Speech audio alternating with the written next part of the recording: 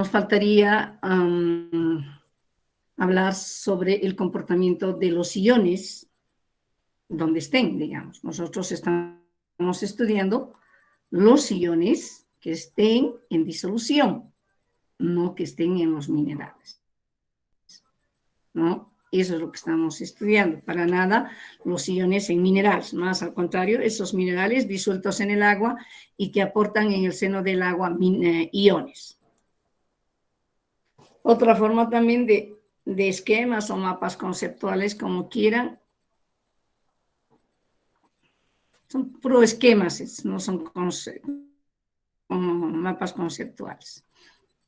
Ahí está el comportamiento de los iones, una vez que ya hemos disuelto. En realidad nos hemos adelantado cuando hemos hablado de disoluciones, que es una mezcla homogénea de dos o más sustancias. Allí hemos abordado el tema de la concentración, que es prácticamente la cantidad de soluto presente en una disolución, y además las formas de expresar una concentración, unidad física, unidad química, ¿no? Considero que los problemas ya los han resuelto. Y si alguien no ha entendido, era bueno que pregunte, si no, ya no lo tocamos más eso hasta el examen. El comportamiento de los iones es totalmente distinto según dónde estén presentes, en disolución o en los minerales. Cuando hablo de minerales, la sal común, cloruro de sodio, es el mineral en estado sólido, ¿no? Y cuando hablo de disolución, el soluto disuelto en el disolvente. Goldsmith había prácticamente observado el comportamiento de estos iones, pero en la disolución, no en los minerales. En la disolución, una vez que el mineral se ha disuelto, el mineral al disolverse está aportando iones en la disolución.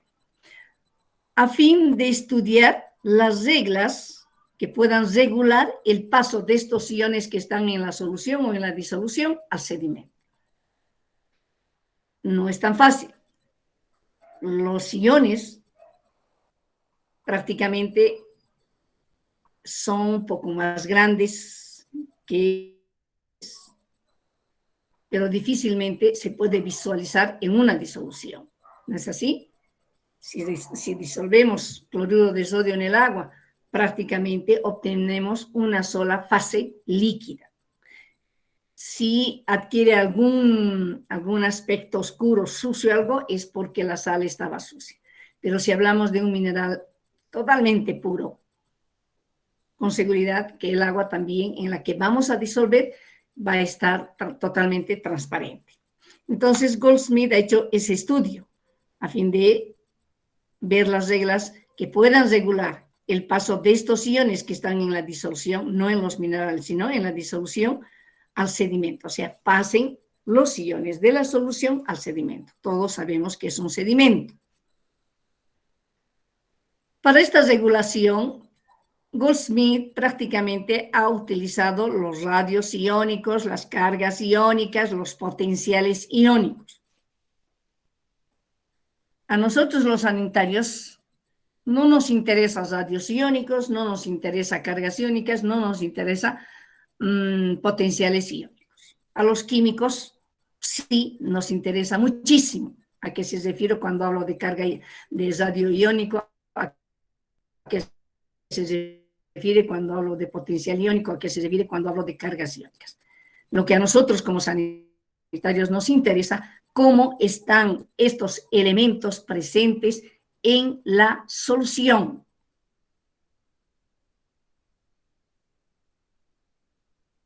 ¿Me entienden? ¿Cómo están presentes? Por eso, dice ingenieros sanitarios, ¿cómo los vamos a analizar en el agua? ¿Ya? No los vamos a analizar como nitrógeno, como carbono, probablemente. Vamos a ver, en función de esto, cómo están clasificados estos iones o principales iones en la disolución. Tenemos un primer grupo que me aglomera a 3 a 4 iones, cationes más importantes, en ese orden. Sodio, potasio, calcio y magnesio. En ese orden. Estos 4 iones, llamados cationes, procedentes de la solubilización de las sales, en este caso puede ser cloruro de sodio, puede ser carbonato de sodio, puede ser sulfato de sodio, puede ser bicarbonato de sodio, puede ser nitrato de sodio.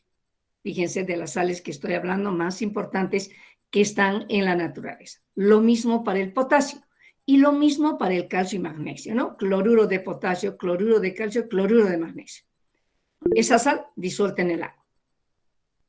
Carbonato de sodio, carbonato de potasio, carbonato de calcio, carbonato de magnesio. Bicarbonato de sodio, bicarbonato de potasio, de calcio y de magnesio. Nitrato de sodio, de potasio, de calcio y magnesio. Sulfato de sodio, de potasio, de calcio y magnesio. Fosfato de sodio, de potasio, de calcio y magnesio. Entonces, ese primer grupo engloba, involucra a 4 iones más importantes en ese orden de abundancia en la naturaleza. Estos iones están prácticamente en una verdadera disolución. Estos 4 están en una verdadera disolución. El segundo grupo constituyen el aluminio, el silicio y el hierro. ¿Cuál me interesa? O sea, ¿cuál nos interesa a nosotros? En realidad, un minutito, déjenme entrar. Alguien está.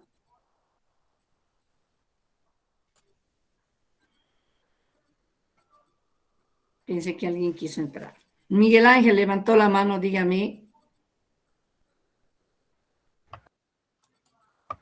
Sí, licenciada. Tenía una consulta. Cuando usted estaba explicando de los iones principales, que eran 4, y se refirió en ese orden, ¿cuál es la diferencia por la cual decimos que es en ese orden? Por abundancia en la tierra. ¿Sabe lo que es abundancia, no? Sí, licenciada. Exactamente. Muchas El gracias. sodio está en mayor abundancia que el potasio, en mayor abundancia que el calcio y en mayor abundancia que el magnesio. Voy a encontrar más sal de cloruro de sodio que cloruro de potasio. Aunque el sodio y el potasio proceden o tienen origen de las rocas ígneas. Los dos están en las rocas ígneas y en la misma cantidad. Sin embargo, en las aguas transportadas hasta el punto final, que es el mar, el sodio llega en mayor cantidad que el potasio. Ya en el tercer capítulo prácticamente explicaremos esto. Por eso que si todos los ríos están arrastrando cantidades elevadas de sodio, el mar está con cantidad abundante de sodio, la cual prácticamente le hace muy salada al agua de mar. Y de ahí la pregunta, ¿y por qué el potasio no está igual que el sodio? Capítulo 3 estudiaremos eso. ¿Por qué el potasio no y por qué el sodio sí? En todo el trayecto, desde su inicio del río hasta el punto final, es transportado y acumulado en grandes cantidades. ¿Está bien? El calcio y el magnesio también están en abundancia en la naturaleza. El carbonato de calcio, la caliza, y el carbonato de magnesio, pero en menor cantidad que el sodio y que el potasio. Y estos dos están prácticamente, no, estos dos primeros están en las rocas sedimentarias. También hay que tocar el tema de las rocas, cuál se encuentra en más abundancia en la naturaleza, pero además, qué tipo de roca es más soluble que la otra. ¿No es así? De eso vamos a hablar en el capítulo 3. Listo. Si cuando estoy explicando les rogaría, por favor, no veo, pues, cuando habilitan la manito. Es mejor decir, licenciada, le puedo consultar antes de que pasemos. ¿Está bien? No levanten la manito, sino interrúmpanme.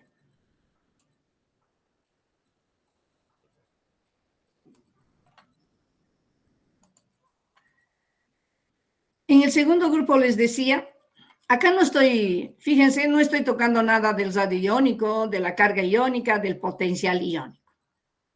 Entonces está ahí en el texto, lo pueden leer si gustan para conocimiento, o pueden leer. Lo que a mí me interesa es lo que les estoy diciendo. ¿Por qué está con rojo el hierro? Porque es el elemento. que me interesa para la materia, tanto en las aguas subterráneas como en las aguas superficiales. Entonces, el aluminio, no se habla mucho del aluminio porque la presencia del aluminio es escasa, y peor aún del silicio, ¿no? El que me interesa y el que nos interesa precisamente es el hierro. Entonces, el hierro en el agua subterránea está en disolución, pero como hierro más 2, ¿me entienden? El hierro tiene 2 valencias, hierro más 2 y hierro más 3. Entonces, en el agua subterránea, donde no hay presencia de oxígeno, está en disolución, como hierro más 2, ¿no? Así, con su carga más 2. Cuando se extrae el agua subterránea, inmediatamente el agua se pone en contacto con el aire y utiliza el oxígeno para oxidar el hierro, formando lo que se llama el óxido ferroso, perdón, el óxido férrico. El óxido férrico entra en contacto con el aire, se utiliza el oxígeno, oxida al hierro presente en el agua subterránea que está saliendo debajo de la tierra, que se extrae del subsuelo, y al formarse el óxido férrico, prácticamente es un óxido inestable, ¿entienden? Inmediatamente precipita. En realidad están como hidróxidos. Esto se llama hidróxido, que rápidamente ese óxido férrico se precipita. Entonces el hierro en las aguas subterráneas está en disolución como hierro más 2, y en las aguas de superficie está como precipitado, hidróxido férrico. A ver, un minutito, voy a ingresar.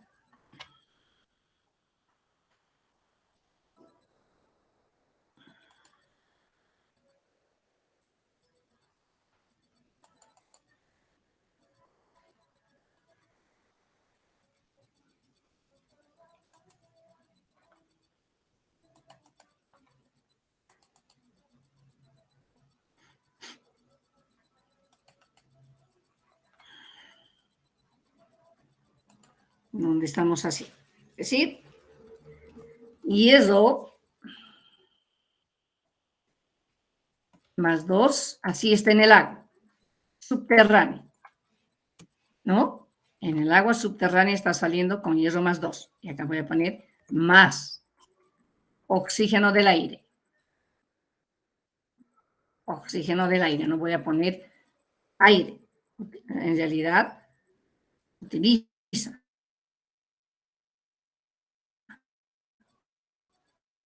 el oxígeno del aire. Más. El método tiene que ser básico. En nosotros, ¿ya? Esto es lo que ocurre cuando se extrae el agua subterránea de los pozos. Entonces, esta es la ecuación química que representa ese fenómeno.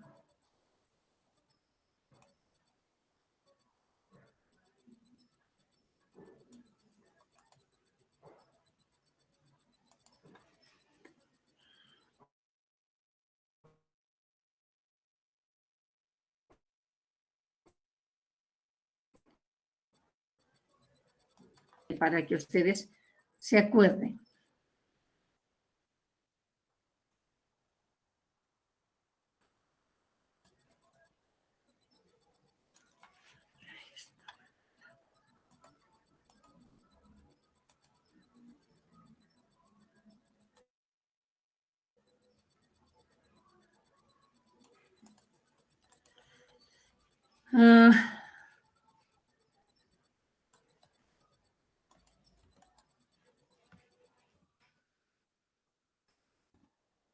Eso observa.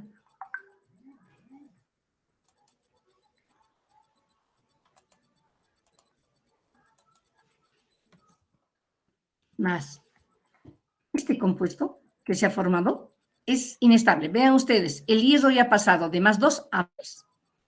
La valencia del hierro viene como subíndice al oxígeno y del oxígeno, que es 2 acá, óxido fésico. Entonces, este óxido es totalmente inestable y al decir inestable, se forma y desaparece, se forma y desaparece. El que me interesa a mí es este. Prácticamente son compuestos hidrolizados, son hidróxidos, así como su nombre dice.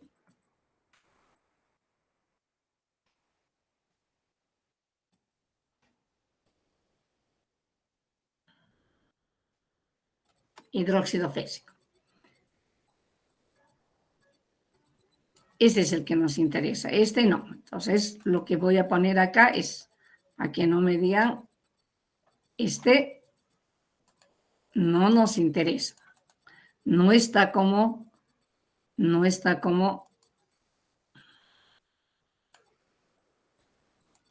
así, voy a decir.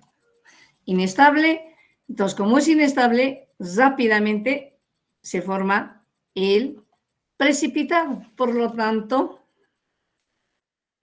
el hierro del segundo grupo, el hierro que es el que más nos interesa, así. En las aguas subterráneas está en disolución y en las aguas superficiales, puede ser ríos, lagos, mares, está como precipitado. No está como ion en verdadera disolución, está como precipitado, ¿no? Ese es. Entonces, para que vean ustedes, nuevamente tocamos el término de química. Lo que hacemos es eso, y en química, cuando hablamos de aguas subterráneas, decimos, si yo pregunto el fenómeno de oxidación-reducción, ¿en cuál de las aguas se dan? ¿En las aguas superficiales o en las aguas subterráneas? Catherine. Sí, ingeniera. Perdón, no le escuché muy bien. No le escucho ya. ¿Está activado Sí, mi ahora micrófono, ingeniera? ¿Me escucha? Ah, ya.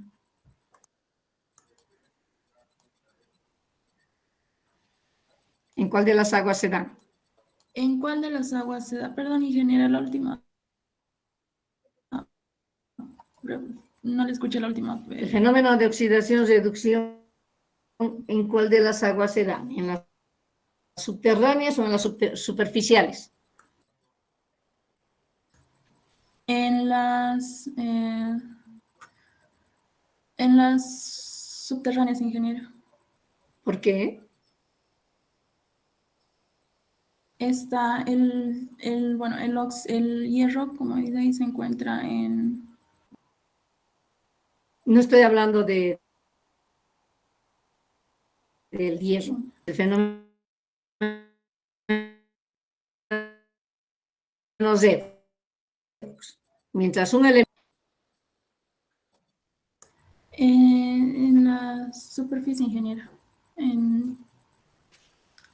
van a entrar a internet y van a decir, los fenómenos de oxidación se ocurren en las aguas superficiales o en las aguas subterráneas. Y luego mañana me dicen, ¿en cuál de las aguas se dan los fenómenos de oxidación-reducción? ¿Ya? Esa es la ecuación que me representa. Ahora, este es el método de la aireación. Este es el método de la aireación, representada por una ecuación química. Este método es el mejor método para poder reducir la cantidad de hierro 2 que está presente en el agua subterránea. La norma dice, hierro en el agua potable, 0,3 partes por millón. Imagínense que tenga que utilizar agua subterránea para distribuir como agua potable. Lo primero que tengo que ver es que sí tiene alto contenido de hierro. Las aguas de Vinto se caracterizan por tener alto contenido de hierro.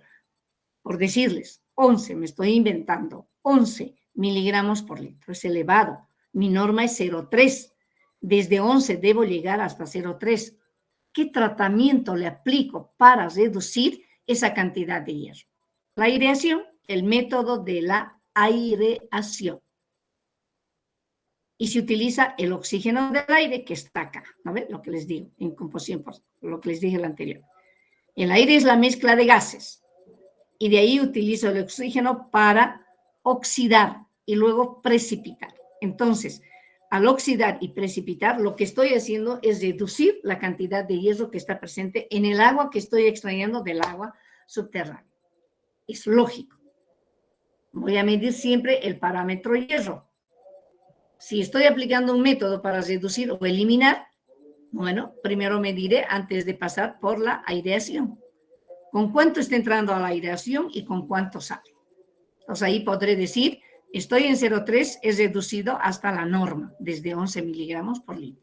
Entonces, así como hablamos de tratamiento químico para eliminar la turbidez del agua, hablamos del método de la aireación para disminuir la cantidad de hierro presente en las aguas subterráneas. No se olviden, ¿ok? Listo.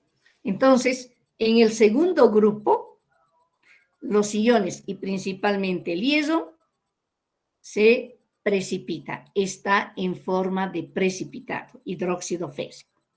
Los iones sodio, potasio, calcio y magnesio están en verdadera disolución. Finalmente tenemos a los aniones complejos solubles. Fíjense, cationes solubles, potasio, calcio, magnesio, sodio, sodio, potasio, calcio y magnesio. Los hidrolizados, el hierro. Y los aniones complejos solubles, los aniones complejos solubles. ¿No? Ahí tenemos. El azufre, el boro, el carbono y el nitrógeno. Son solubles. Pero estos elementos, jovencitos, no se encuentran así. Cuando ustedes van a analizar el agua, no se encuentra como azufre en el agua. No está presente como azufre. No está presente como nitrógeno. No está presente como carbono ni como boro. Vean, estos son átomos de elementos azufre, átomos de elemento nitrógeno, átomos de elemento carbono, átomos de elemento de boro. Así no están presentes ni en las aguas superficiales ni en las aguas subterráneas. Están presentes como aniones complejos solubles, aniones. Y estos son los aniones. O sea, el tercer grupo está constituido por los carbonatos, por los fosfatos, por los sulfatos y por los nitratos. Aquí tendría que estar el cloruro más, ¿no? Entonces, el tercer grupo prácticamente se refiere a los aniones complejos solubles. Y son estos. Y se escriben así en forma de iones. Estamos hablando de los iones presentes en la solución. Goldsmith estudió estos iones que están presentes en la disolución y no así en los minerales, para nada. Además, dice, una regla que me permita regular el paso. Bueno, en realidad, el fin del estudio ha sido ese. La regla que nos permita regular el paso de todos estos iones al sedimento. Es decir, que vayan a depositarse, se vayan a sedimentar. Obvio, si tengo al ion sodio en suspensión, en verdadera disolución, tendría que aplicarle alguna sustancia que me genere una carga negativa de manera que reaccione con esto para que pueda precipitar y depositarse.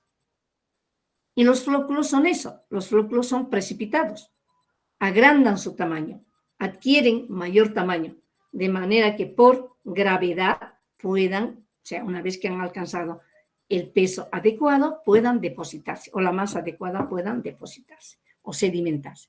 Esa es la idea. ¿Está bien? ¿Alguna pregunta acá, por favor?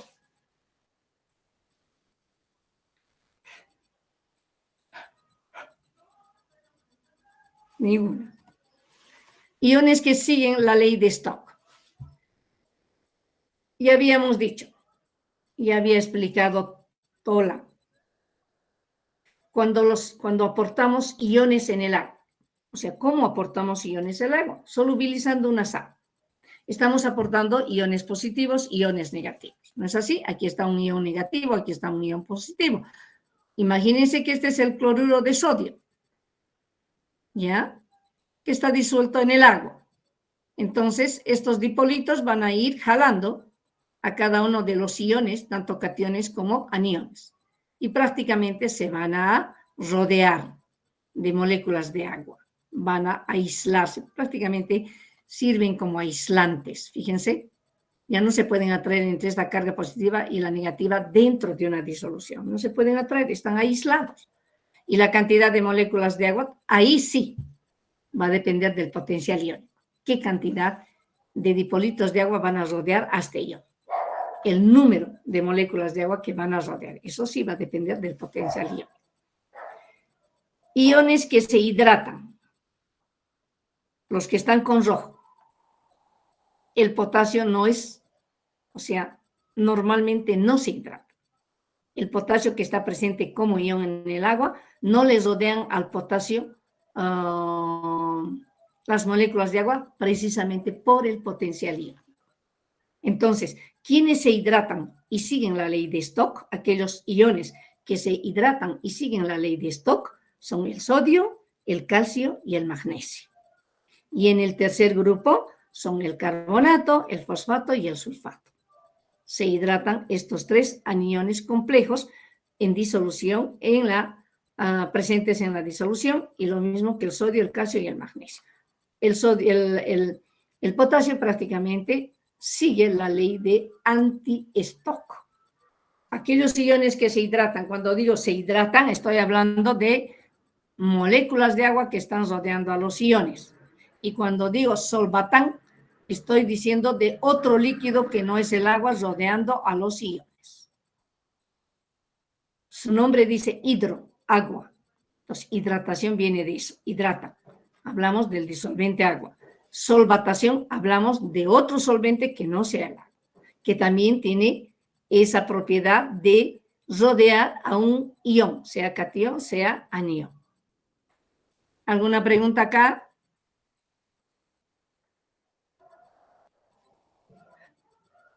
Alicia, Dígame. ¿puedes explicar de vuelta eso de del primer grupo?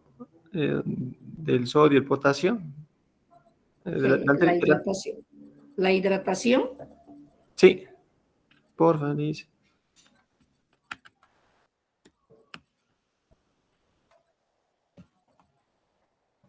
Estos iones ya están presentes. Bueno, haga de cuenta que este es el cloruro de sodio que se va a disolver en agua. Una vez que se disuelve, los dipolos o las moléculas de agua van jalando a los iones, así como ve con la flecha. Los van separando, ¿no? Todo esto después se va a separar, ya no va a existir así, sino todos por todo lado, dispersos, como su nombre dice. Estos iones tienen la propiedad de, una vez que se ha disuelto el sólido en el agua. ¿Qué significa hidratación? La forma de rodear a un ion por moléculas de agua. Aquí ve, se están rodeando, este ion se rodea de moléculas, o a este ion les rodean moléculas de agua. Obviamente, si usted ve, de acuerdo a la carga, de acuerdo, es negativo, entonces los positivos son los hidrógenos, se van a orientar de esa manera. Esto es positivo, los negativos se orientan. Fíjense cómo se orientan, hasta eso tienen que ver. Fíjense cómo se orientan los dipolos de agua. Los rojos, que son los oxígenos, están prácticamente atraídos por el catión. Carga negativa, carga positiva, carga negativa, carga positiva, carga negativa, carga positiva. Acá, fíjense cómo están orientados. Los hidrógenos están hacia el anión porque son de carácter positivo. Entonces aquí existe atracción química. Y acá no les voy a hablar a ustedes de enlace iónico, o sea, de un enlace del tipo ion dipolo. En realidad, acá nace o acá se da origen a un nuevo tipo de interacción llamado ion dipolo. Ion dipolo, interacción ion dipolo. Es decir, fuerza de atracción ion dipolo. Ion dipolo. Ion catión dipolo, ion anión dipolo. Si aquí el enlace entre los componentes iónicos es una fuerza electrostática muy fuerte, en el agua el enlace, ¿qué tipo de enlace tiene entre moléculas? Reinoso. ¿Cómo se llama el enlace? Covalente. ¿Alguien me puede corregir?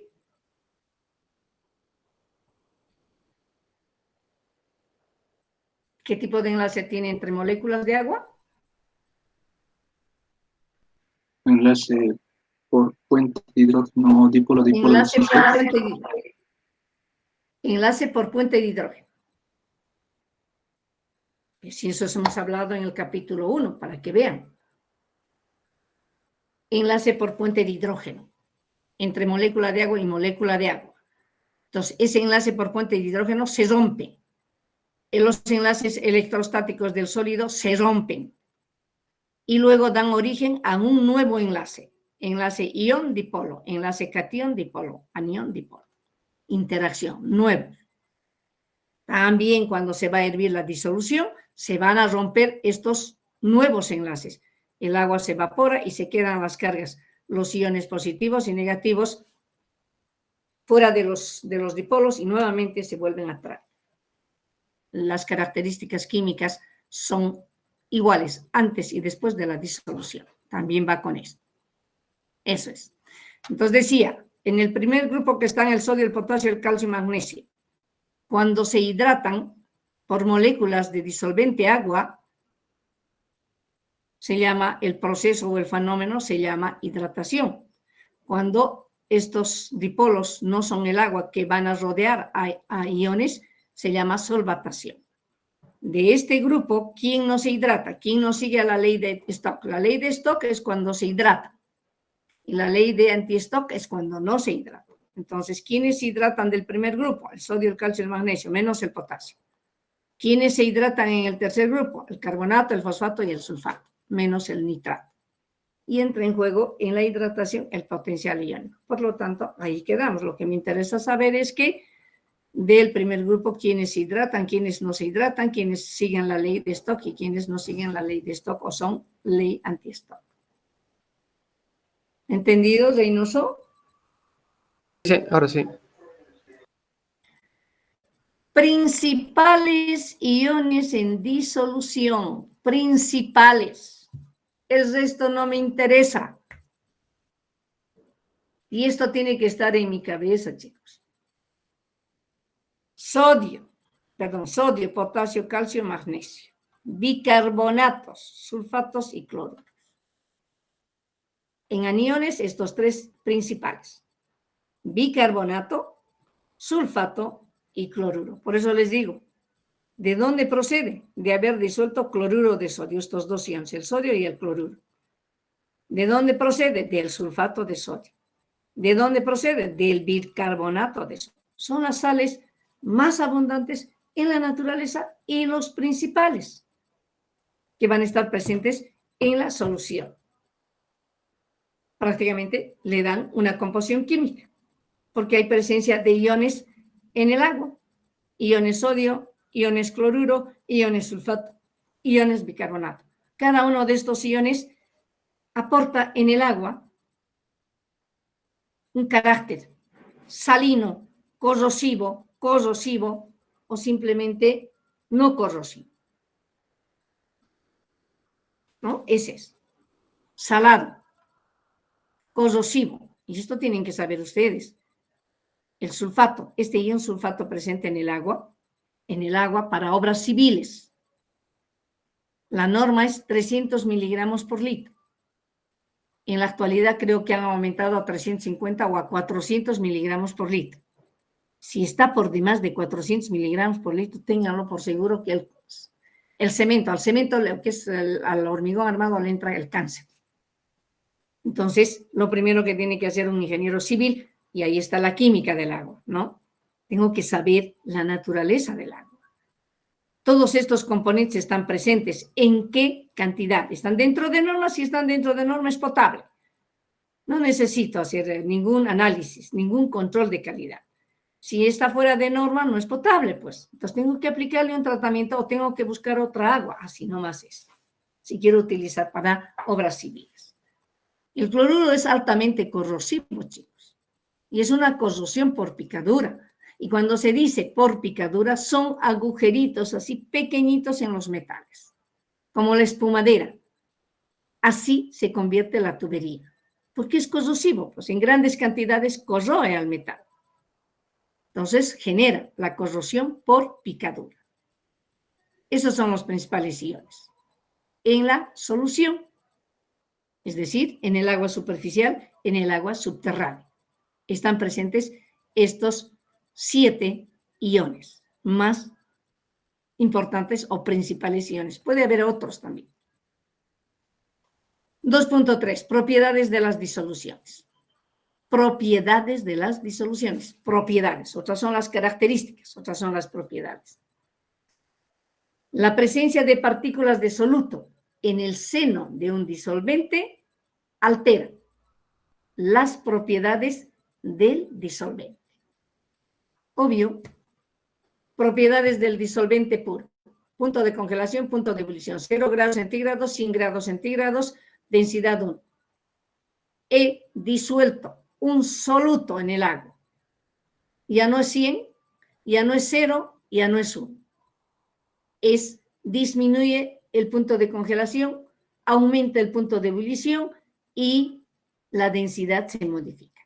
Entonces, acá me dice, alteran las propiedades del disolvente, cambian el punto de fusión y el punto de ebullición. Y ya les estoy diciendo, el punto de fusión disminuye, el punto de ebullición aumenta. Aumenta la densidad. En muchos casos se modifica el comportamiento químico en el agua. Y en muchos casos también cambia el color. De ser transparente, o adquiere un color rojizo, o adquiere un color azul, o adquiere un color verde, depende qué tipo de partículas, qué tipo de solutos, qué tipo de sales se están disolviendo. Decir partículas de soluto, decir soluto, decir sustancia sólida o un sólido, es lo mismo. Dice, la presencia de partículas de soluto, eso ya quiere decir disgregadas, disueltas, en el seno de un disolvente alteran las propiedades del disolvente, no de la disolución, del disolvente. Y hacemos comparación entre el disolvente y la disolución. Y ahí decimos, el punto de fusión es 0 grados del disolvente puro. Cuando le he disuelto una sal, ya no es 0, es menos que 0 grados centígrados. Por lo tanto, el punto de fusión o congelación disminuye. Cuando le he disuelto una sal en el agua y he puesto a hervir, y ya no llega, en realidad, primero que tarda en hervir. Segundo, cuando se mide la temperatura, ya no es 100 grados centígrados, había sido 101,5 grados centígrados. Ha aumentado el punto de ebullición. Mido la densidad, ya no es 1, es 1.02 gramos sobre centímetro cúbico. ¿No? El comportamiento químico totalmente modificado. Era transparente, ahora es rojizo. Y de acuerdo al color, un poco se pueden dar cuenta de qué sal se ha disuelto. En realidad, el sulfato fésrico es el que le vuelve de color café rojizo al agua cuando se disuelve en el agua. Y todos han viajado a Oruro. En épocas de lluvia, siempre vemos agua coloreada, agua rojiza que está cayendo de los cerros. Eso es porque ha disuelto gran cantidad de sales de hierro y allá hay sales de hierro en toda la carretera hacia Oruro, ¿no? ¿Alguna pregunta en esta diapositiva? Creo que está bien clarita esto. Disoluciones y sus características, ¿no? Disoluciones y sus características. La primera, la composición química es variable. Se pueden disolver cantidades variables de soluto. En el texto menciona el sulfato de cobre. Sulfato de cobre, cualquier sal. Pero se pueden disolver cantidades variables de soluto. No existe un límite inferior en cuanto se refiere a la mínima cantidad de soluto disuelta en el agua. No existe. Ese límite existe para la máxima cantidad soluble. Y esta máxima cantidad soluble va a depender de las características tanto del soluto como del solvente. Ya habíamos dicho, naturaleza del soluto, composición del disolvente en la que se va a disolver el soluto. A esta cantidad máxima soluble se conoce con el nombre de solubilidad del soluto con respecto al disolvente. solubilidad del soluto con respecto al disolvente, para la cantidad máxima o para la máxima cantidad, pero no existe ese límite, además inferior, para la mínima cantidad. Por eso dice, se pueden disolver cantidades variables de soluto, existiendo para una máxima cantidad soluble un límite. La segunda propiedad, las soluciones son homogéneas. Esto simplemente se refiere a la distribución molecular, cuando las moléculas de soluto, una vez dispersas, se han distribuido en todo el volumen o en toda la masa de agua. Y si es de color, entonces lo vamos a visualizar cuando toda la masa, cuando todo el volumen de agua prácticamente haya tomado un color. Cuando se va disolviendo la sal, y si no agitamos para que rápidamente se disuelva y el color se homogeneice, ustedes van a visualizar en el recipiente que poco a poco el color va también difundiéndose, hasta que llega un momento en que toda la masa de agua prácticamente se ha coloreado. Ahí vamos a hablar de una distribución uniforme de las moléculas del soluto entre las moléculas del disolvente, llamándose a ese fenómeno difusión, interposición del soluto entre las moléculas del disolvente, difusión. La tercera característica, características químicas las mismas antes y después de la disolución. Ya les he hablado hace rato. Conservan sus propiedades químicas. Se volatiliza H2O, disuelve H2O, la composición química del agua. Y el soluto se disuelve y luego de que se haya disuelto y evaporamos el agua, nuevamente se atrae para formar la misma sal, cloruro de sodio. Al disolverse, cloruro de sodio. En la disolución, cloruro de sodio. Por lo tanto, las características químicas son las mismas. Antes era cloruro de sodio soluto y era disolvente agua H2O. Hacemos la disolución, luego de la disolución evaporamos el agua, estamos evaporando H2O. No ha cambiado la composición química y lo que se queda se va a formar el cloruro de sodio, sigue siendo cloruro de sodio. Finalmente, 4, propiedades físicas. Ya les he dicho, sus propiedades físicas son distintas antes y después de la disolución, comparada con la del disolvente. Esto por la presencia de partículas de soluto en el seno de un disolvente que alteran las propiedades físicas del disolvente. Estamos alterando sus propiedades físicas del disolvente al disolver un soluto en el seno del agua. Mientras no disolvamos, las propiedades siguen siendo 0 grados, 100 grados. Una vez que disolvamos, vaya a saber, aunque la mínima cantidad, ya esas propiedades son diferentes al del disolvente puro. Son distintas. ¿Alguna consulta acá?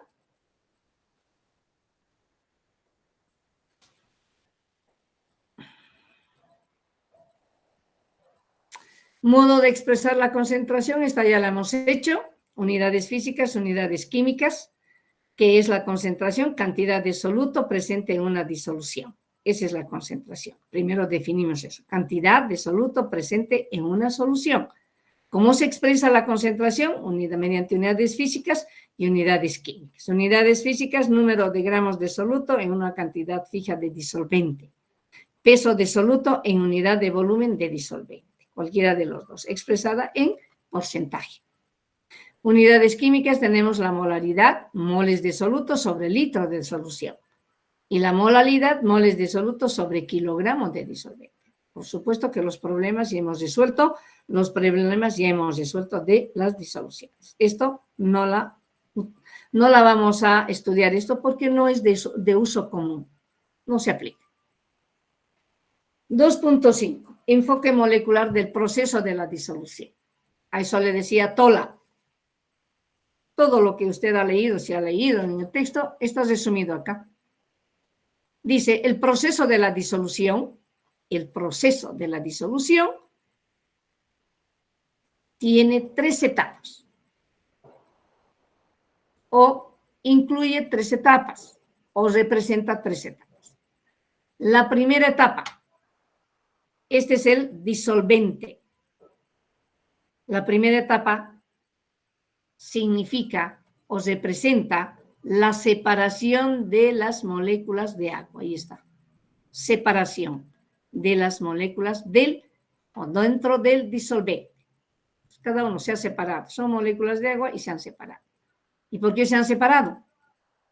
Porque le hemos aplicado energía, pues. Nunca se van a romper los enlaces mientras no se aplique energía. ¿Me entienden? Para volatilizarse tengo que calentar el agua, pues. Entonces, este enlace entre moléculas de agua y moléculas de agua tiene que romperse. Y esta molécula va a pasar del estado líquido al estado vapor. ¿Listo? Entonces, el primer proceso o la etapa 1 significa el separamiento o la separación de las moléculas del disolvente. Para eso debo añadirle, agregarle energía. ¿Y qué significa añadirle energía? Calentar el agua. Por lo tanto, el proceso es endotérmico. El sistema es el agua. El sistema es el agua. Dentro de un recipiente. Voy a calentar o está en un estanque. Está ahí en reposo el agua, no se está moviendo, está absorbiendo las radiaciones caloríficas. La superficie del agua se está calentando, entonces se está rompiendo el enlace molécula de agua más molécula de agua para luego separarse, ¿no? Ahí está. Entonces, la primera etapa, donde tiene un delta H1 de separación y el proceso es endotérmico. Se separan las moléculas de disolvente. La etapa 2. Este es el soluto.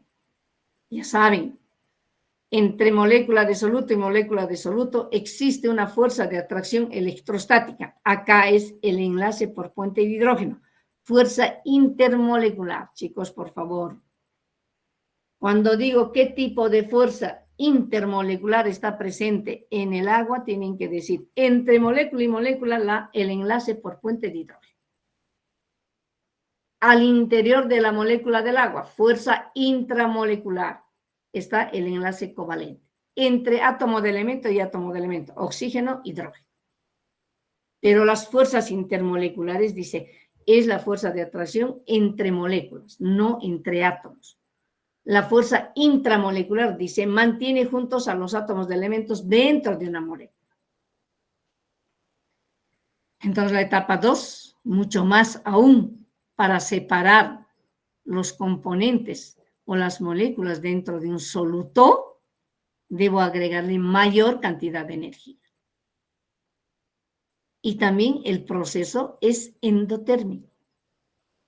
Una vez separadas las moléculas de soluto, así, y las moléculas de disolvente, así, viene la etapa 3 para ya formar la disolución.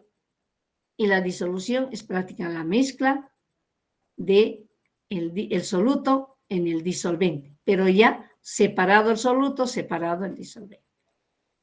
Ahora acá me dirán, ¿se ha formado la disolución? Ya, fíjense cómo las moléculas de soluto están interpuestas entre las moléculas del disolvente. Esa es la difusión. Las moléculas de soluto vencen a la fuerza de gravedad y se interponen entre las moléculas del disolvente. Y se forma la disolución delta H3. Ahora acá me preguntarán, ¿y los procesos o el proceso es endotérmico o es exotérmico? Acá entran en juego las fuerzas intermoleculares entre el soluto, entre el disolvente y entre el disolvente y el soluto en la disolución.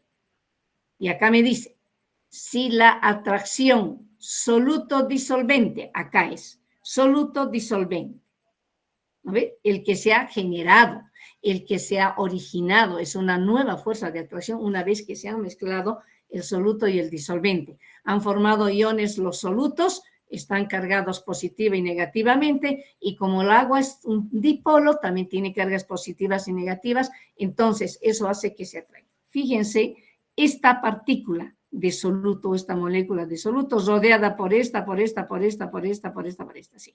La fuerza de atracción entre esta, la fuerza de atracción con esta, la fuerza de atracción aquí, la fuerza de atracción aquí, la fuerza. Interacción, ion, dipolo. Ese es. Entonces dice, si la atracción soluto-disolvente, ya en la disolución me está hablando de la disolución, dentro de la disolución, es mayor que la atracción disolvente-disolvente es mayor que aquí y soluto-soluto. O sea, dice, si la interacción o la fuerza de atracción acá entre el soluto y el disolvente es mayor que la fuerza de atracción entre el disolvente-disolvente y el soluto-soluto, el proceso es exotérmica.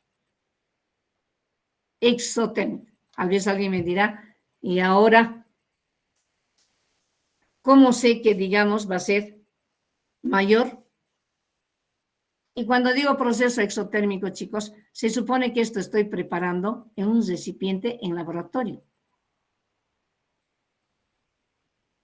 Entonces, ¿qué va a pasar? Yo voy a agarrar el vaso de precipitación de vidrio, ¿qué va a pasar? Mi mano me va a quemar. Yo voy a sentir eso. Está caliente el vaso. Ahí tengo que decir, el proceso es exotérmico. Entonces, la atracción de las moléculas de soluto entre el disolvente es mayor que la fuerza de atracción entre disolvente y soluto-soluto. Por lo tanto, el proceso es exotérmico. ¿No? Si la atracción soluto-disolvente es menor que disolvente-disolvente, soluto-soluto, el proceso es endotérmico.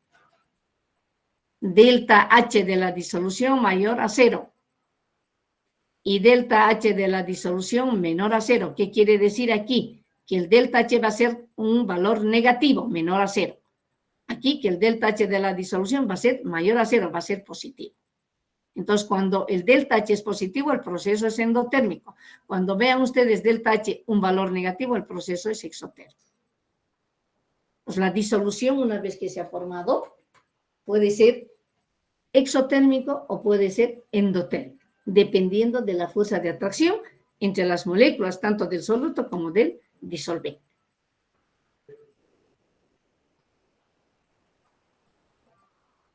¿Han comprendido, jovencitos?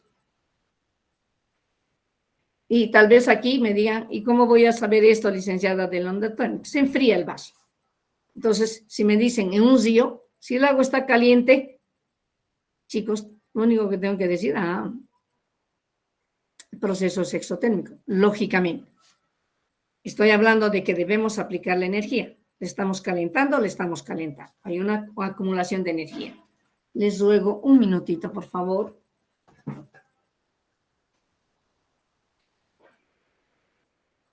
En el proceso de la disolución rigen dos factores: la entalpía y la entropía. La entalpía es una variable termodinámica que controla el contenido calorífico del sistema. Sistema.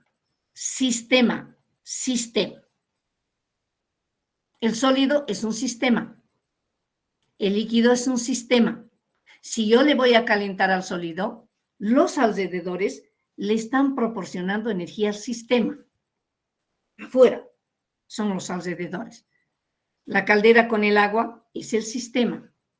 La sal solita es el sistema. El disolvente solito es el sistema. Y con mayor razón, la disolución es un sistema. Entonces dice, en un proceso de disolución rigen dos factores. La entalpía, contenido, que controla el contenido calorífico del sistema. ¿No? Tiene que ver con lo energético. Aplicamos energía, le estamos calentando nada más. Y ahí precisamente viene el proceso endotérmico y el proceso exotérmico. Y la entropía. Se supone que esto está ordenado, ¿no ve? A mayor desorden, mayor entropía. Y a mayor desorden, más fácil se va a disolver el soluto. Por eso es que se agita. Por eso es que se calienta, para debilitar las fuerzas de atracción entre las moléculas y que más rápidamente se puedan disgregar por el disolvente, sea más rápidamente disgregado por el disolvente. Entonces, la entropía tiene que ver con el orden y con el desorden de las moléculas en el soluto, en el disolvente y en la disolución. Esas dos variables termodinámicas, las dos son variables termodinámicas o factores, factor energético, factor entrópico, ¿no? Así es. Ese es el proceso, ese es el enfoque molecular del proceso de la disolución. Ahí está. Entonces, cuando ustedes leen el texto, por supuesto que hay que leer, pero con los 5 sentidos y resumir en esto.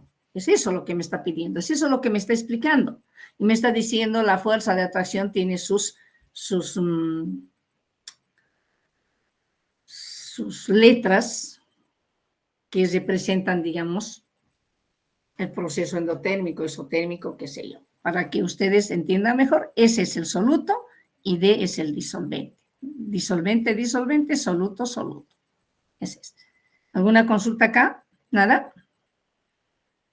Por lo tanto, Licenciada, perdón. el proceso de la disolución tiene 3 etapas. Etapa 1, etapa 2, etapa 3. Dígame. En la etapa 3, licenciada, la forma que nos dijo para controlar lo que es, si es proceso exotérmico o endotérmico, es Sí. Debido a la temperatura, ¿verdad? Claro. Ya. ¿Cómo calientas, hijo? Le aplicas energía. ¿Qué es aplicar energía? Prende tu cocina y ahí le estás aplicando energía, estás calentando el agua. Una cosa es temperatura y otra cosa es calor.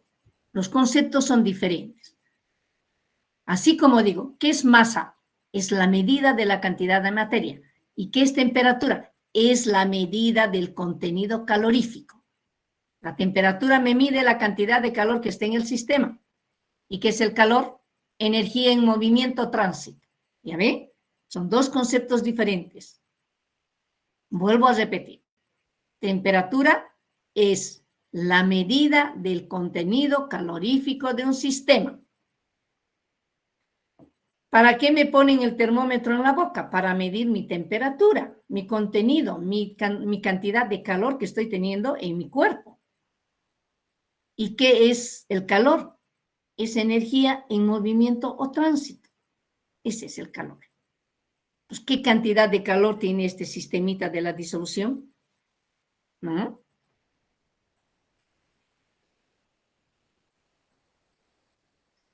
Es eso. Enfoque molecular del proceso de la disolución. Ahí tienen otra formita que les estoy presentando. Fíjense el soluto. Agua. Cloruro de sodio, cristal. Cristal. Ahí está el cristal. Así está. No se ven los cloros ni los sodios positivos. Acá no ven nada. Simplemente es un sólido. Y vean ustedes cómo empieza a disolverse y cómo las moléculas de soluto van avanzando y lógicamente van a interponerse entre las moléculas del agua. Todas estas moléculas de soluto prácticamente van a estar en el volumen del agua. Ahora, yo pregunto, ¿dónde tenemos la mayor concentración en este momento? Digamos, así como lo ven, ¿dónde tendrían la mayor concentración? O sea, ¿dónde tendrían la disolución más concentrada? A ver quién me responde.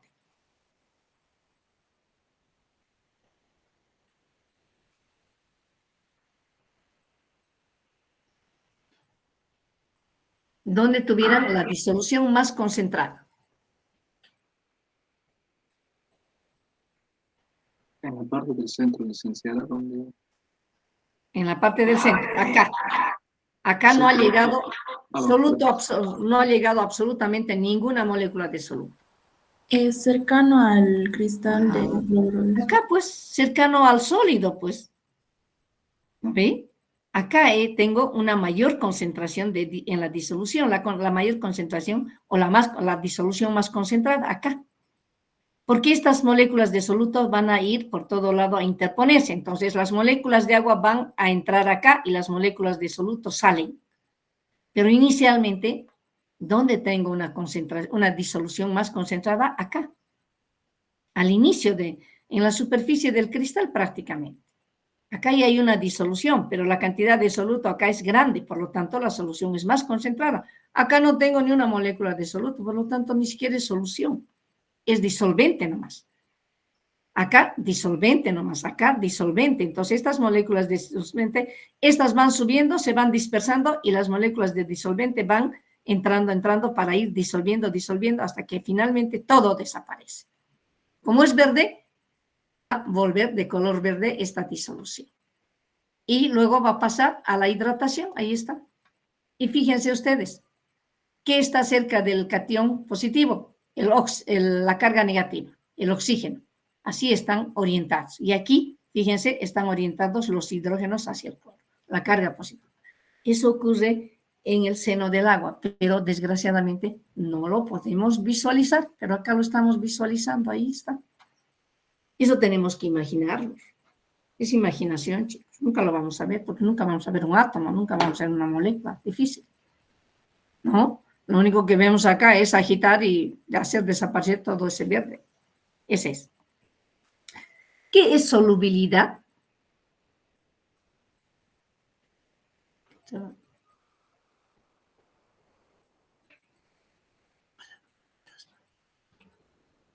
¿Qué es solubilidad? Es una medida de la cantidad de soluto que se disolverá en cierto disolvente a una temperatura específica. ¿Ve? Cantidad de soluto que se disolverá en cierto disolvente. Dice en cierto disolvente, ese cierto. Puede ser agua o puede ser otro disolvente. Y sí tiene que ver mucho la temperatura, porque dice a una temperatura específica. Por supuesto que si yo voy a disolver un soluto a 100 grados centígrados, la solubilidad del soluto es pues súper veloz, rápidamente va a desaparecer. Entonces acá me dice, me da un mensaje, que la solubilidad de los solutos aumenta con el aumento de la temperatura. Cuanto más caliente el agua, más rápidamente se disuelve el soluto, más rápidamente. Cuanto más fría el agua, vamos a tener que romper agitando los enlaces del soluto. No hay otra manera, ¿no? Entonces no agitaríamos el azúcar cuando ponemos al agua y eso ponemos al agua hervida. Sin embargo, agitamos. ¿Para qué? Para distribuir las moléculas de soluto entre las disolventes. Esa es la distribución es uniforme, ¿no? ¿Qué es calor de disolución? Es el cambio de entalpía o el cambio de calor asociado a la disolución de una sustancia en un disolvente a presión constante. Bueno, acá ya entra una variable llamada presión constante. Influye la presión en la solubilización también, ¿no?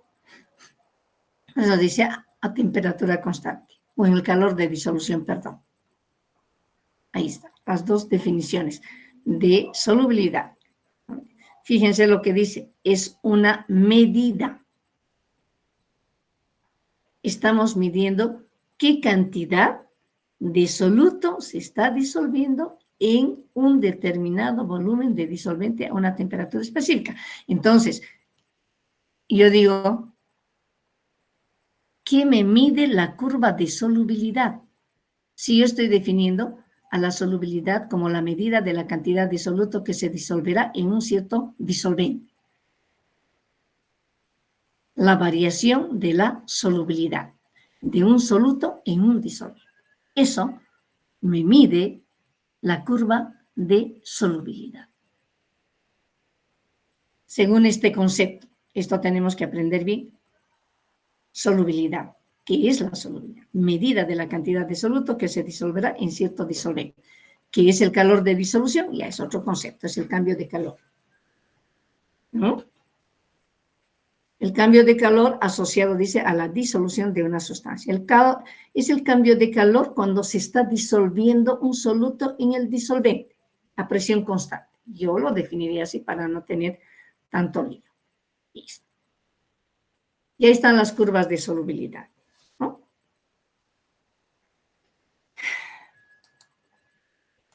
Acá yo se los he puesto.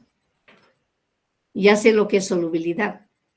Entonces, estas curvas de solubilidad, lo único que van a medir es la variación de la solubilidad de un soluto,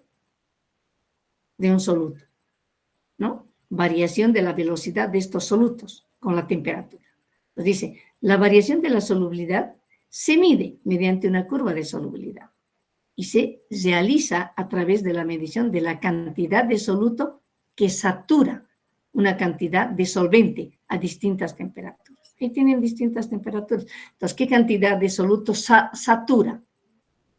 Satura al disolverse un determinado volumen de agua. Estas curvas hacen posible saber a simple vista si la solubilidad aumenta o disminuye con la temperatura. Claro, acá vemos eso. Si al aumentar la temperatura, la solubilidad aumenta o disminuye. ¿Ok? ¿Qué está pasando cuando está aumentando la temperatura? El cloruro de sodio. Su solubilidad no aumenta, más al contrario parece una línea recta, ¿no? Y poder calcular la cantidad de disolvente necesaria para disolver completamente una cantidad de soluto a una determinada temperatura. Ese es curvas de solubilidad, nada más.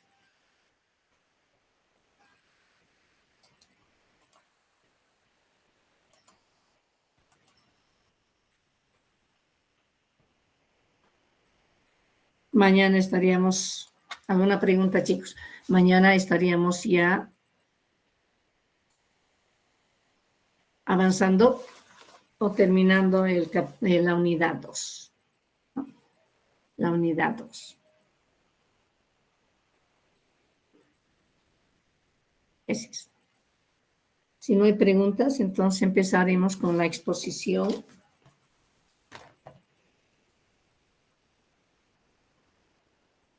¿Qué hora es?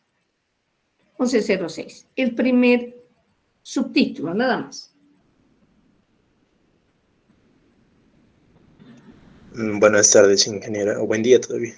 Retro Ali, un minutito, por favor. Meditación.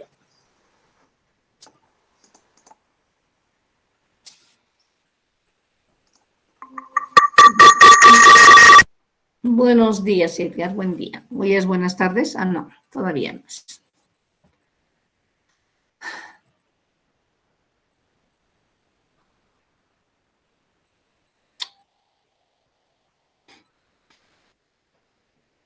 Gutiérrez, ¿usted expone?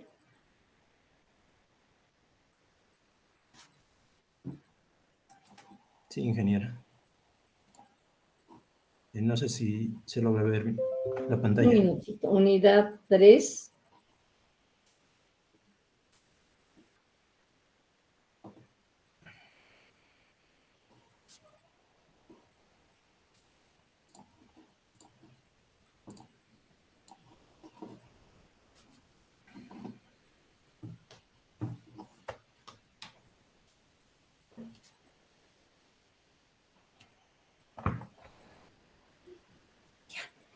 Sí, lo vemos.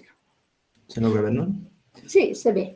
Se ve. Ya, bueno, primeramente saludarlos, ¿no? Buenos días, ingeniera, y mis compañeros también.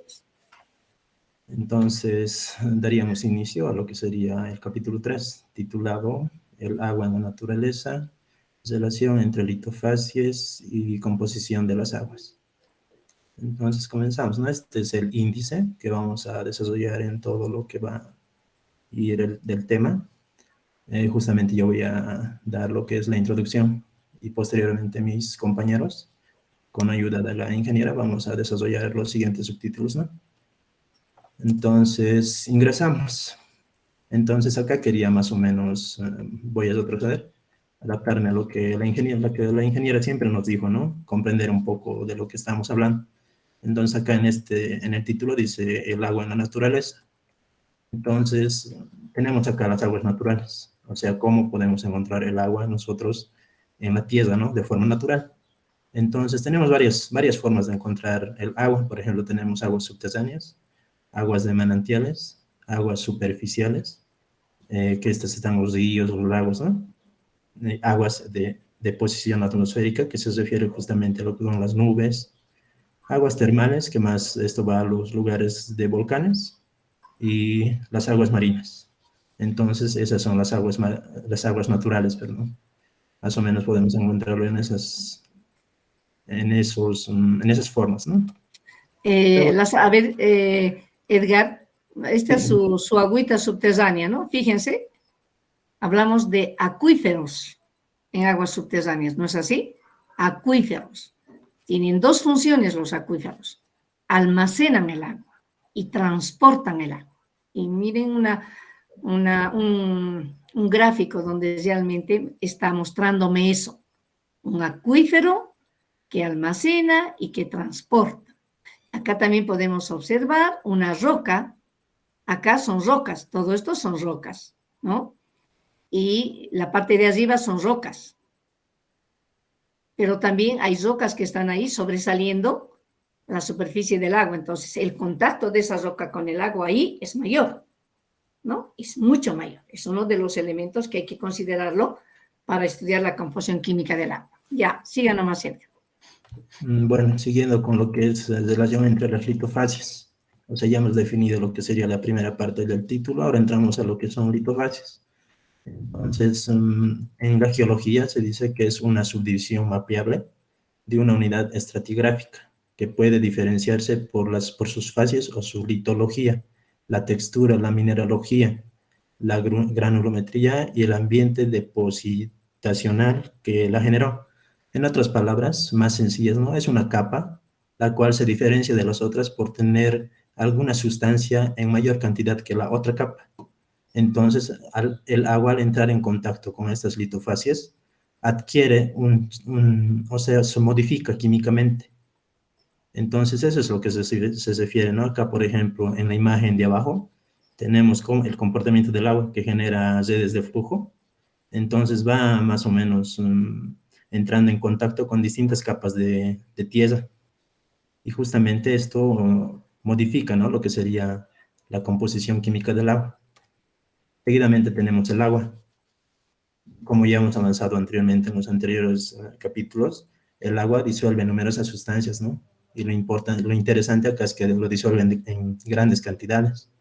Entonces, el agua, al entrar en contacto con la superficie terrestre, con los minerales de la tierra, justamente, altera lo que les había dicho, ¿no? Su composición química. Y justamente, al entrar en contacto con los minerales de las rocas, también que va a tener mayor cantidad de minerales, entonces modifica, ¿no? O sea, básicamente el agua, ya la ingeniera nos había dicho que ya está mezclada el agua que cae de la lluvia con algunos gases. Entonces, al entrar en contacto tanto con las tierras y con las rocas, entra en contacto con los minerales que existen en ambas y modifica, ¿no? Lo que sería su composición química. Entonces, esta modificación va a depender de la localización geográfica. Es decir, no es lo mismo las aguas de Vinto, como justamente hablábamos anteriormente, que las aguas de la zona norte o de la zona sur, por así decirlo. Entonces, eso es variable, ¿no? Luego tenemos acá los principales componentes disueltos en el agua. Por decir, acá tenemos las aguas, básicamente lo que les había mencionado acá, perdón por retroceder. O sea, todas estas aguas naturales las podemos resumir en dos, ¿no? Justamente son las aguas superficiales y las aguas subterráneas, para tenerlo más resumido y ordenar mejor las ideas. Entonces, estas aguas tienen componentes principales disueltos y normalmente se los llama componentes principales disueltos por la cantidad de compuestos justamente que están disueltos en las aguas. En ambas aguas, o sea, tanto en las aguas superficiales como en las aguas subterráneas, los que tengo acá, los sulfatos, los cloruros, los bicarbonatos de sodio, el bicarbonato de potasio, que son justamente aniones, y los óxidos de calcio, magnesio, sodio y potasio, que son cationes, están en mayor cantidad. ¿Esto qué lo determina? Lo determina la concentración, porque estos cationes y aniones están en una concentración superiores a 5 miligramos por litro. O sea, en todo el planeta, cuando uno toma, digamos, muestras, siempre va a encontrar estos aniones y cationes. Obviamente que en algunas regiones va a tener mayores sulfatos o mayores cloruros. Entonces, esto va a depender de lo que justamente les decía anteriormente, ¿no? Lo que es la ubicación de la tierra. También podemos decir que en las aguas superficiales están en contacto con lo que serían los residuos industriales y los residuos o sea, lo que generamos los humanos. Entonces, prácticamente entra en contaminación. Entonces, también estos componentes se disuelven y entonces alteran justamente lo que sería la composición química del agua, ¿no? Ya viendo a este otro lado, en la gráfica, se dice que en las primeras capas, en los primeros 15 metros de profundidad de la Tierra, más o menos, existe mucho nitrógeno y cloruro. Esto debido a los desechos que provocamos los animales y los humanos, como son las heces y la orina, ¿no? Y justamente acá se va a producir la oxidación también, porque está entrando en contacto con el oxígeno. Entonces, estas aguas, al infiltrarse, llegan, ¿no?, a depositarse a lo que serían las aguas subterráneas, pero lo interesante de acá es que a medida que se van infiltrando, estas aguas simplemente llegan a tener minerales disueltos, es decir, que han adquirido una propiedad con mayores, ¿cómo lo podría interpretar? O sea, con mayores cualidades para el consumo humano. Entonces, esto se da más o menos a partir de los 60 metros, ¿no? Edgar, Sí. cualidad es una cosa y calidad es otra cosa. Calidad sería. En el caso del agua hablamos de calidad del agua. Sí, justamente. Y realmente, perdón, Sí, este sí. su gráfico me muestra eso, ¿no ve? ¿Qué significa que en esta parte celeste de este dibujito, arriba está el árbol, nitrógeno, el animal que está haciendo sus necesidades y que lógicamente es el origen de los iones cloruro en gran cantidad, como usted decía, 5 miligramos por litro, ¿no ve? Gracias a la orina de los animales y los seres humanos al aire libre. Entonces, ¿qué significa esta parte celeste? Perdón, ingeniero, ¿cuál parte celeste? O sea, la infiltración. Ya, pero ¿qué significa la parte celestita? Ahí dice minerales disueltos. Minerales disueltos. Esta parte celestita serían las aguas subterráneas, lo que serían Que solamente contiene minerales disueltos. ahí, ¿no? Muy bien. En cambio, para arriba, chicos, donde están los animalitos y el árbol, me está indicando de que en esos dos estratos, prácticamente el agua puede estar contaminado, ¿no es así? Contaminado. Pues tengo ahí haciendo un animalito, está contaminando el agua. ¿Hasta dónde llega la contaminación? Hasta ahí, digamos, hasta donde empiece el agua celestita, de color celeste, y dice minerales disueltos. Entonces, ya, sigue nomás, Sergio. Bien. Bueno, siguiendo con la exposición, tenemos acá un resumen más o menos de cómo las aguas van llegando al mar. Entonces, en todas las superficies que ha ido tomando contacto el agua, ha ido disolviendo, ¿no?, ciertos sales. Entonces, es por ello que los ríos, o sea, los ríos llevan impurezas, ¿no? Llevan impurezas, o sea, ya están disueltas, y todas las aguas confluyen en el mar. Entonces, si nos damos cuenta, todas estas aguas han ido a resumirse al mar, perdón, y es por ello que el mar tiene gran cantidad de sales disueltas, y por eso es su carácter salino. Y también como el mar es un gran espejo de agua, justamente por lo que es la evaporación, lo que se evapora prácticamente es agua pura, quedando justamente lo que serían las sales en el mar, ¿no? Y por eso es salado el mar. Entonces, esa sería, ingeniero, la primera parte. A ver, ¿usted considera que todas las sales tienen ese carácter salino o solamente una sal? No todas las sales tienen el carácter salino, ¿no? ¿Qué Estamos sales? hablando de cloruro de potasio, lo que es la sal, prácticamente. No, la sal común. Sal común, exacto. Entonces, no podemos decir de que gracias a la cantidad de sales que tiene esta agüita de acá va a ser salada, ¿no? Porque no todas las sales. ¿Qué tal si no tiene cloruro de sodio? ¿Va a ser salada? No. No, pues, no. El sulfato de sodio ayuda a la salinidad. El más es el cloruro de sodio. Es la única sal que es salada. El sulfato de aluminio no es salada. El cloruro de calcio no es salada. Lo único que le da el carácter salado al agua, a las aguas de los ríos, es el cloruro de sodio. En realidad es el sodio. Eso después en este capítulo alguien expondrá. A ver, sí. Aquí dice grandes cantidades de cloruro de sodio. Depende qué roca, Estas son rocas.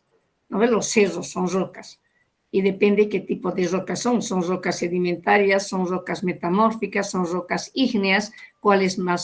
¿Qué rocas son las más solubles? Las más solubles, obviamente, las que contienen sales más solubles.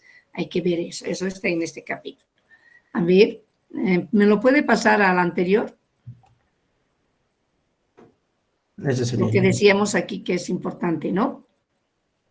Cuando uno va a extraer agua subterránea, tiene que estar convencido, como dice, y aquí su gráfica me está mostrando, todavía hasta el sector, hasta la franja amarilla, me está diciendo que el agua puede estar contaminada. Ya donde están minerales disueltos y donde está puro celeste, eso quiere decir que en esa agüita solamente existen sales minerales. lo que implica que la calidad de ese agua es buena desde el punto de vista microbiológico, porque en todo ese sector prácticamente el mejor medio filtrante es la tierra, es el terreno. ¿Ve? Entonces, si este animal me está aportando bacterias patógenas al agua, prácticamente en su penetración son retenidas esas bacterias. Para llegar acá donde es la franja celeste, prácticamente ya no hay bacterias. Ya no tiene bacterias, pero sí tiene gran cantidad de minerales disueltos. Eso sí, gran cantidad de minerales disueltos. Entonces, si bien es potable desde el punto de vista microbiológico, desde el punto de vista químico, hay que hacer un estudio, un análisis, y si se tiene que aplicar un tratamiento para reducir, se lo hace. Una pregunta, ¿el óxido de calcio es un catión? ¿El óxido de calcio? Sí. Sí, catión, como catión lo he puesto acá, ingeniera. No puede. Sí. No puede, pero yo le pregunto a usted, ¿es catión o es óxido? Catión. No. El óxido de calcio no es catión, es un óxido. Es un óxido. Está bien, Le voy a ingeniera. mostrar cuál es la diferencia.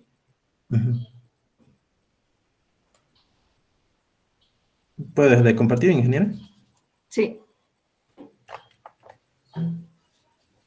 Puede dejar de compartir.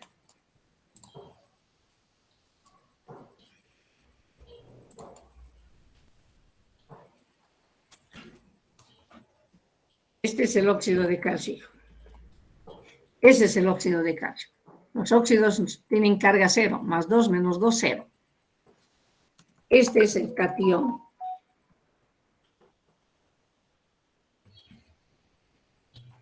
Ese es el catión, con carga. El elemento cargado positivamente o negativamente. Y este es el anión, lógicamente. El ion cloruro. Lo que tienen que hacer es aprender estos elementos más importantes, los principales, la fórmula química. Entonces, en eso, Edgar va a disminuir su puntaje, porque usted me ha puesto, lo que tiene que aprender es esto. Ion calcio, ion cloruro, aunque es catión calcio, anión cloruro, precipitado hidróxido fésico. Este es el bicarbonato, aquí podemos ver los bicarbonatos, aquí está el carbonato, ¿no? Eso es lo que tienen que saber. No les estoy diciendo que sepan toda la nomenclatura química, les he mostrado los principales iones, la fórmula química de esos principales iones. Y como usted me ha planteado, Edgar, ahí sulfatos, nitratos, quiero la fórmula química, hijo. Está bien, ¿No? La ingeniera. fórmula química. ¿Alguna pregunta, chicos?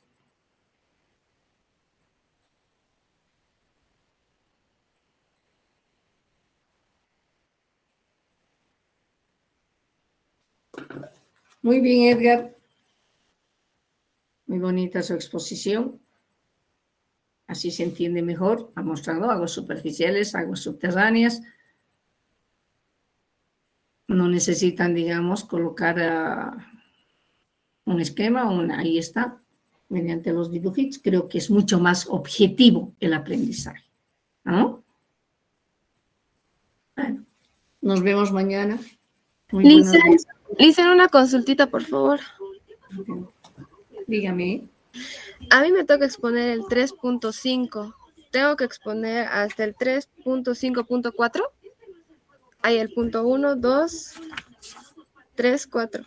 No entiendo la pregunta. Es que yo tengo que exponer el punto 3.5. ¿Cuál es la pregunta? Los 4 subtítulos más que le vienen del 3.5 que tengo que exponer, le estaba consultando. 3.1.3.4, esa es mi duda nada más. ¿Qué ha expuesto su compañero? Del 3.5. ¿Qué ha expuesto su compañero hoy día?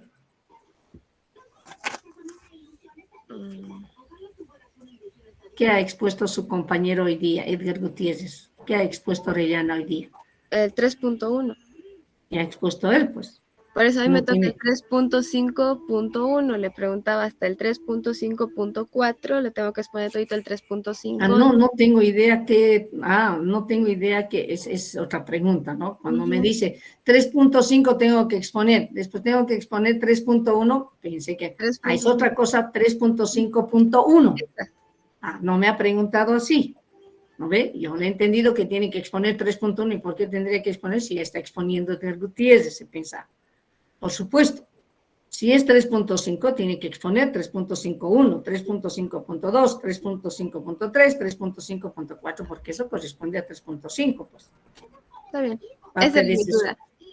Sí, Gracias. pues tiene que exponer. Ya. Estoy con...